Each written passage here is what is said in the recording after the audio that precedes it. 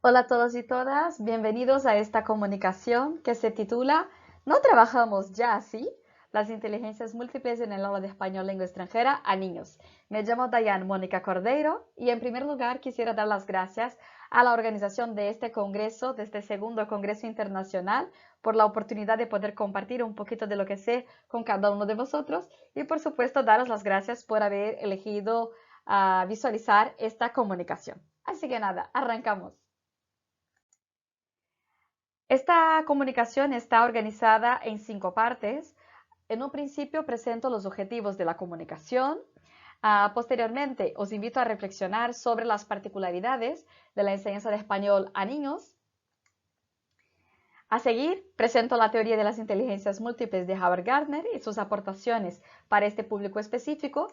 Y la parte más extensa de esta comunicación se va a centrar en las consideraciones e ideas prácticas para incorporar la teoría de las inteligencias múltiples en la enseñanza de L a niños. Y finalmente presento las consideraciones finales. En esta comunicación me propongo 2 objetivos que espero cumplir al final de estos 20 minutos. En un principio, caracterizar qué es y por qué la teoría de las inteligencias múltiples puede ser útil en la enseñanza de español lengua extranjera a niños y también presentar algunas propuestas prácticas para incorporarla en el aula de L a niños. Y ahora seguimos con la contextualización de esta comunicación.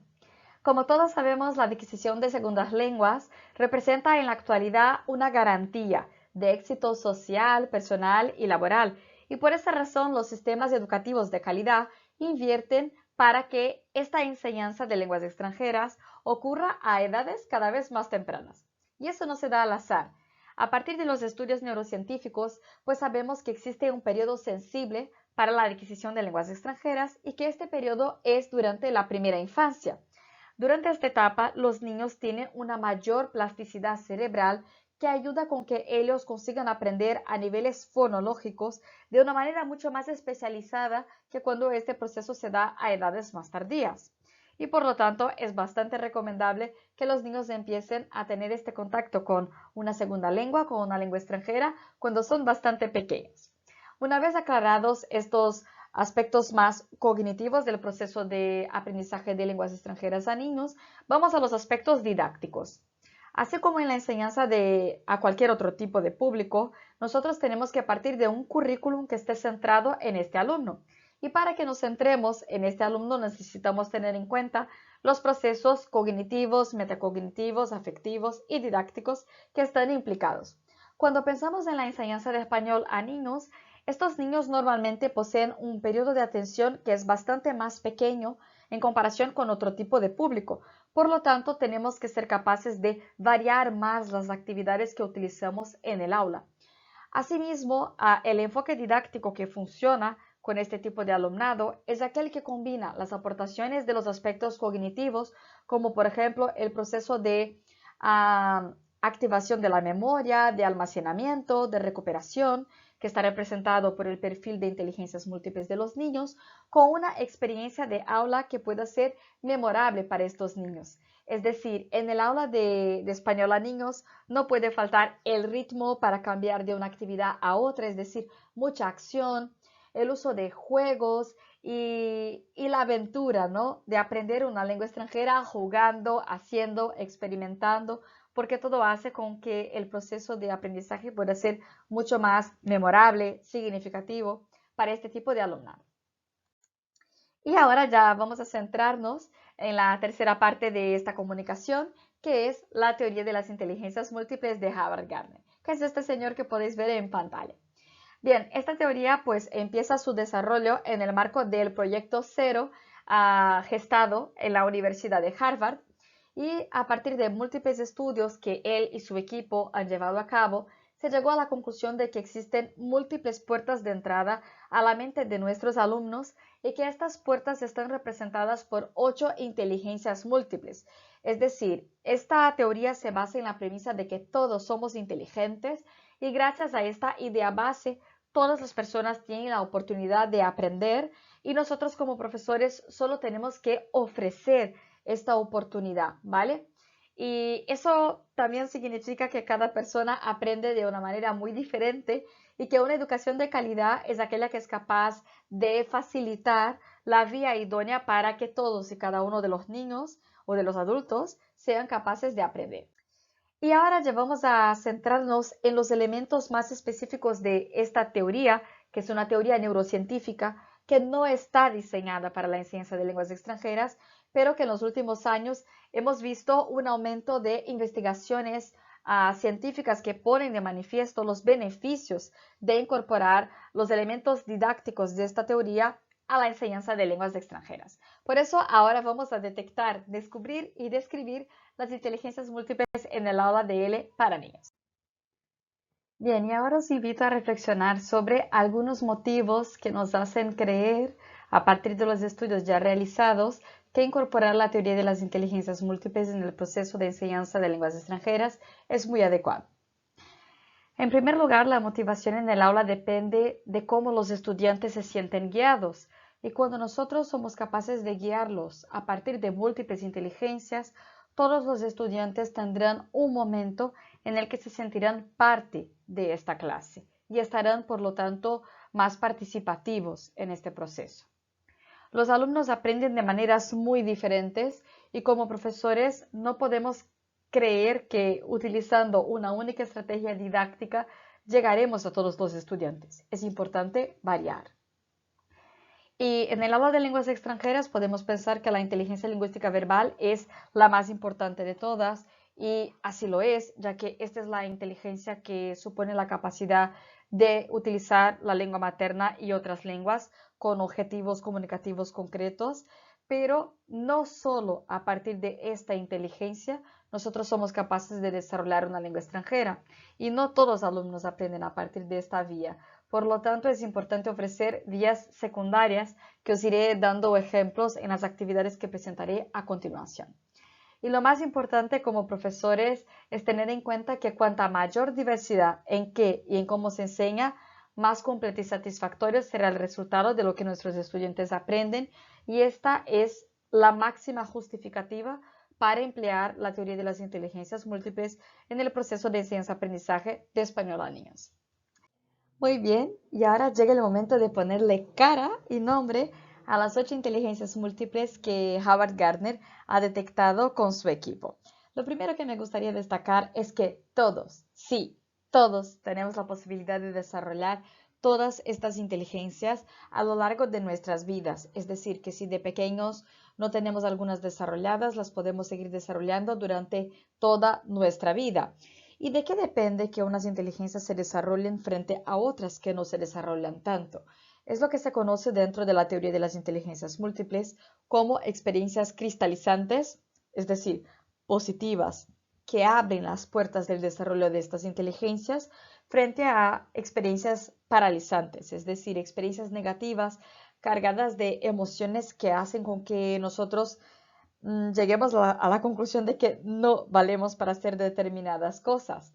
Y lo que me resulta más interesante de esta teoría es que para aprender a hablar una lengua extranjera necesitamos desarrollar y trabajar varias inteligencias al mismo tiempo, ¿vale?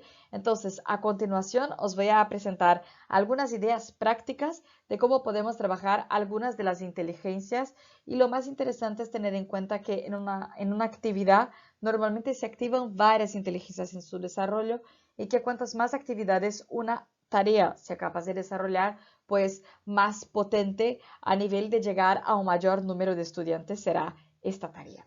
Así que nada, vamos a ver algunas propuestas que os presento.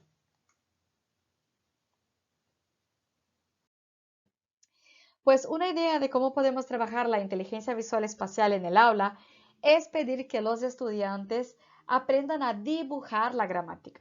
Sí, muchas veces pasamos mucho tiempo intentando explicar a los niños las diferencias, las reglas, las similitudes, las aplicaciones prácticas de la gramática, y a veces pues no les llega lo que nosotros estamos explicando, pues quizás porque la inteligencia que estamos tratando de potenciar no es la que ellos utilizan para poder representar de manera más metafórica lo que están aprendiendo. Y en este sentido, pues dibujar la gramática funciona bastante bien. Ahí podéis ver algunos ejemplos de los dibujos de mis niños, ¿vale? Trabajando la gramática, y la verdad es que funciona bastante bien.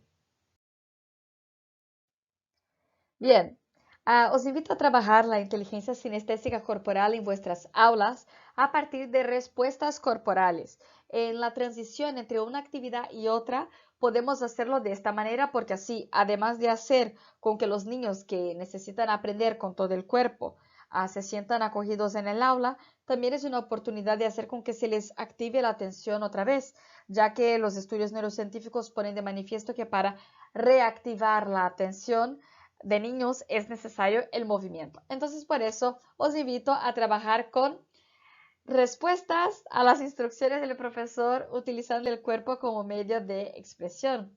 Por ejemplo, podemos decir a los niños tras una explicación que aquellos que han entendido bien la tarea, pues que deben sonreír, ¿vale? Y los que no han entendido la tarea, por ejemplo, que deben poner el dedo índice sobre la sien, ¿vale? Para que nosotros podamos identificar con quiénes hay que repasar o si ya podemos avanzar. Durante la lectura, esta es una estrategia que a mí me encanta. Cada vez que los niños encuentren algo con lo que están en desacuerdo, tienen que fruncir el entrecejo, ¿vale? Por ejemplo, cuando estamos leyendo un cuento, una historia, lo que sea, y podemos utilizar diferentes respuestas a partir de instrucciones corporales con nuestros niños y les encanta, funciona bastante bien y de verdad es muy recomendable. Para trabajar con la inteligencia musical, que ya es una de las inteligencias que más se fomentan en las clases de lenguas extranjeras a niños, sobre todo para marcar las rutinas, etcétera, ¿no? Os invito a una actividad un poco diferente, ¿vale? Que se titula ¿Quién sabe canta? ¿Quién no sabe? Mm. Podemos pedir que los niños formen grupos de 4 o 5 y elegimos a un niño de este grupo que va a escuchar algunas canciones que ya son conocidas por ellos, las que solemos cantar en nuestro día a día. La van a escuchar delante del grupo con unos auriculares, ¿vale? Este niño o esta niña tendrá aproximadamente un minuto para intentar cantar esta canción o hacer la mímica de las 4 canciones que escuchará, ¿vale? Su equipo intentará cantar un trocito a partir de esta mímica o de lo que este niño sea capaz de reproducir de lo que está escuchando, ¿vale? Y si lo hacen bien, pues punto para su equipo. Y los alumnos se van turnando hasta que todos hayan salido y el equipo con más puntos será el ganador de la clase.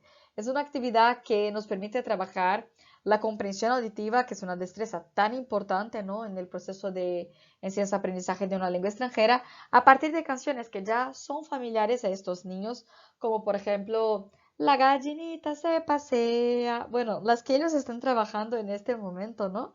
Y además con este elemento motivador, lúdico, de competición también, que tanto les gustan a los niños. Y la verdad es que es una actividad muy interesante y que funciona muy bien y permite trabajar no solo la inteligencia lingüística, sino también la musical, la interpersonal, la sinestésica corporal, ¿no? Para hacer las mímicas, etc. Y ahora, pues ya para concluir, propongo algunas estrategias, algunas ideas para trabajar con las inteligencias personales. En la teoría de las inteligencias múltiples, todas las inteligencias son igualmente importantes, pero las inteligencias personales, es decir, la inter y la intrapersonal, son la base para el desarrollo de todas las demás. Y si pensamos que aprendemos una lengua para ser capaces de interactuar con otras personas, la inteligencia interpersonal es clave en este proceso y que también para que podamos aprender de la mejor manera posible tenemos que tener un cierto control sobre nuestro proceso de aprendizaje, una autonomía, pues entonces también tenemos que fomentar la inteligencia intrapersonal. Entonces voy a dar 2 ideas de cómo se pueden trabajar estas 2 inteligencias con los niños, activando no solo ellas, sino muchas más. A mí me encanta pedir que los niños reflexionen sobre cómo se da el aprendizaje de la lengua extranjera, ¿vale? Y pido que cada grupo se especialice en una inteligencia múltiple específica, ¿vale? Reparto los niños en 8 grupos, ¿vale? A veces si el grupo no está numeroso serán 8 parejas y cada grupo, cada pareja será responsable por representar cómo nosotros aprendemos desde una inteligencia específica. Por ejemplo, podemos pedir que un grupo represente cómo ocurre el aprendizaje, pues a partir de una canción que represente este proceso. Por ejemplo, La profe presenta unas palabritas, nosotros las practicamos, las dibujamos, las entendemos, en fin, ¿no? Pues crear una canción. El grupo 2 podría representar este proceso con una imagen, un corto o un dibujo, una viñeta. El grupo 3 como una sensación corporal, una mímica o una representación teatral de cómo se aprende, cómo practicamos en el aula. El grupo 4 puede representar este proceso como un animal o elementos de la naturaleza que lo represente. El grupo 5 como una ecuación de este proceso, por ejemplo. Y el grupo 6 lo puede representar como una poesía.